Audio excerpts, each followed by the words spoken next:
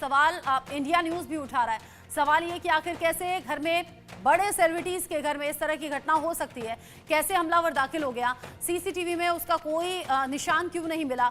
हालांकि forensic team वहां पर पहुंची थी और फिंगरप्रिंट्स, फुटप्रिंट्स वहां से लिए गए और फिर वहां से अपने साथ में लेकर चली गई। सैफ के घर की सुरक्षा को लेकर कई ऐसे सवाल है जो उठ रहे हैं और उठने भी चाहिए। कैसे कोई हमलावर घर के भीतर दाखिल हो गया, और अब जब सेफ्टी सिक्योरिटी के इतने इंतजाम होते हैं तो कैसे इसे एंट्री मिली। बांद्रा वाले घर में सैफ अली खान अपने परिवार के साथ में रहते हैं और यहाँ पत्नी करीना और उनके 2 बच्चे साथ में मौजूद थे। यहाँ प्राइम लोकेशन पर सतगुरु शरण अपार्टमेंट है जिसमें सैफ अली खान अपने पूरे परिवार के साथ में रहते हैं। अपार्टमेंट की 12वीं मंजिल पर सैफ अली खान का घर है और उसी की छत पर यह हमलावर बगल वाली बिल्डिंग से कूदा और फिर घर में दाखिल हो गया सीढ़ियों के रास्ते। बिल्डिंग में हर जगह सीसीटीवी लगे हुए हैं, लेकिन छत पे आकर यहाँ सीढ़ियों तक आने का रास्ता खुला कैसे था, यानी कि वो दरवाजा खुला कैसे था। इमारत में करीब 100 सीसीटीवी लगे हुए हैं, किसी भी सीसीटीवी में कैसे हमलावर नहीं दिखा।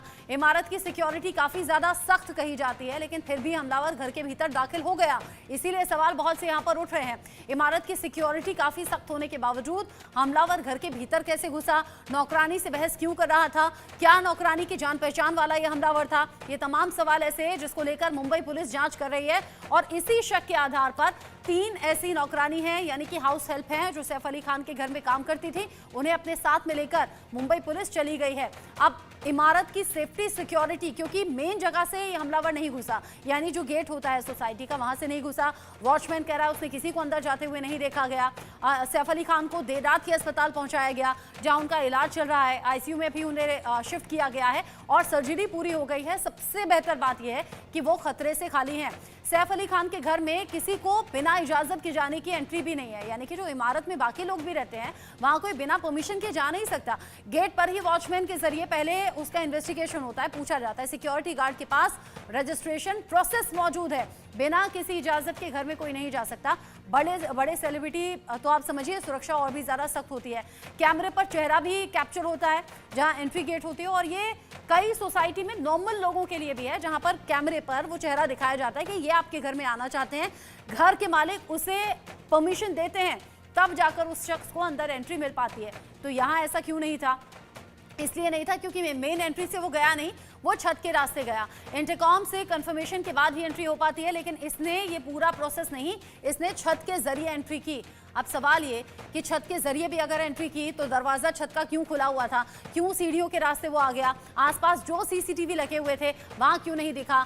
बांद्रा वाले घर में जहां 12वें फ्लोर पर सैफ अली खान का घर है, वहां पर यह हमलावर दाखिल हुआ। घर की नौकरानी से बहस हो रही थी। बीती रात देर रात की घटना है जब सैफ अली खान उठकर आते हैं, दोनों की बहस चल ही रही थी। इतने में बीच बचाव करने के लिए आए और हमलावर ने 6 बार सैफ अली खान पर ही चाकू से हमला कर दिया, जिसमें वो बुरी तरह से जख्मी हो गए। ये सिचुएशन ऐसी थी जिसमें कोई भी होपलेस हो सकता है। आनंद फानन में उनके बड़े बेटे इब्राहिम अली को इसकी जानकारी दी गई। इब्राहिम अली तुरंत आए, अपने पिता को वो हॉस्पिटल लेकर गए, लीलावती अस्पताल ले जाया गया, जहां पर बीती रात उनकी सर्जरी हुई है। न्यूरो सर्जरी, प्लास्टिक सर्जरी उनकी हो गई है। आईसीयू में भी शिफ्ट कराया गया है। लेकिन इमारत की सेफ्टी सिक्योरिटी सवालों की घेरे में इसलिए भी क्योंकि ये तो बहुत इजी हुआ ना कि घर की छत पर कोई भी शख्स बगल की छत से कूदता है और फिर वो इमारत के अंदर दाखिल हो जाता है। सैफ अली खान जैसी सेलिब्रिटी के घर में ये हमलावर इतनी आसानी से दाखिल कैसे हो गया? क्या घर की मेड ने उसे घर में एंट्री दी? क्या घर की मेड से उसका कोई कनेक्शन हो सकता है? और क्या इसी शक के आधार पर मुंबई पुलिस 3 जो घर की मेड हैं उन्हें अपने साथ में लेकर गई है?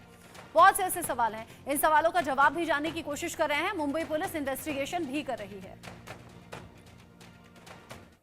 Saif Ali Khan was admitted in the morning at 2 a.m. at Leelavati Hospital with alleged history of assault by some unknown person. At 2 a.m. he sustained major injury to the thoracic spinal cord due to lodged knife in the spine. Surgery was performed to remove the knife and also repair the leaking spinal fluid. 2 other deep wounds on his left hand and one on the neck was repaired by plastic surgery team. The entire surgery was monitored by Dr. Srinivas Kudwa as a cardiologist because of his other condition. He is completely stable now. He is recovering well and out of danger.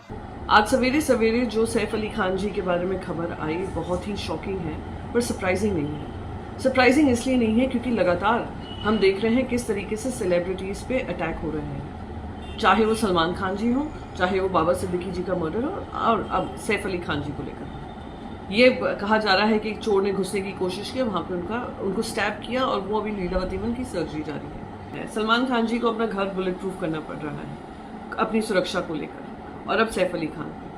ये फिर से कहूँगी कि law and order व्यवस्था जो मुंबई की है was considered one of the best in the world, सिर्फ देश में ही नहीं, one of the best in the world, और उसको चोट पहुंचाने का काम लगातार चल रहा है। अगर सही मायने में इन्वेस्टिगेशन होता, टाइम बाउंड इन्वेस्टिगेशन होता, तो शायद ये घटना रोकी जा सकती थी। ये काफ़ी निंदनीय है और मैं Indian film and television directors association, federation of western India cine employees और इम्पा की तरफ से इस हादसे को, इस इंसिडेंट को कंडेम करता हूं। हम लोग कंसर्न हैं सैफ अली खान की सेहत के लिए, उनकी फिजिक के लिए और उनके साथ जो अटैक हुआ। सवाल ये उठता है कि उस बिल्डिंग की सिक्योरिटी क्या कर रही थी, सिक्योरिटी गार्ड्स क्या कर रहे थे, और आजकल जबकि इतनी ऐप्स आ गए हैं, इतनी सिक्योरिटी एजेंसीज के लिए चीज़ें आ गई हैं कि जब कोई आपके घर पे आता है तो आप पहले पूछते हो, आपका मैसेज आता है कि ये शख्स आया हुआ है, इसको ऊपर आने देना है कि नहीं देना है। हर सोसाइटी में, पूरे देश में, हर जगह ये इम्प्लीकेशंस आजकल हो गए हैं। तो पहला जो सिक्योरिटी एजेंसी है बिल्डिंग की, और खास करके जब सेलिब्रिटी होता है तो उसके अपने गार्ड्स होते हैं, अपनी सिक्योरिटी होती है, एक एक्स्ट्रा माइल जाकर वो शख्स जो है अपनी सिक्योरिटी का ख्याल रखता है। उनके अगेंस्ट एक्शन होना चाहिए। और कौन है ये शख्स जिसके इतने गट्स हैं कि रात के 2:30 बजे अर्ली मॉर्निंग जो है वो किसी के घर में घुसता है? कौन है जिसने दरवाज़ा खोला? मुझे लगता है कि कोई बंदा जान पहचान का ही होगा जिसके लिए दरवाज़ा खोला गया, अगर दरवाज़ा खुला है तो। वैसे ये पूरी जो रिस्पॉन्सिबिलिटी है पुलिस की, और मुझे लगता है कि मुंबई पुलिस जो है वो काफ़ी सशक्त है, वो बहुत जल्द से जल्द इस क्रिमिनल को पकड़ेगी और उसके अगेंस्ट सीरियस लीगल एक्शन लेगी।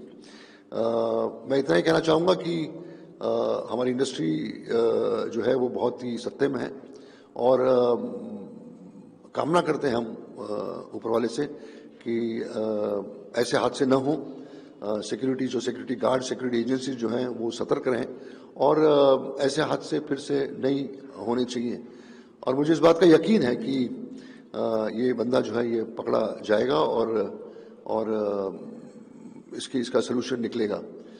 फिर से मैं ये कहना चाहता हूँ कि हम सब कामना करते हैं, हम सब ऊपर वाले से ये विनती करते हैं कि सैफ जो है वो जल्द से जल्द ठीक हो जाए, उसकी फैमिली जो है फिर से कॉन्फिडेंस गेन करे और इससे जल्द से जल्द बाहर आए।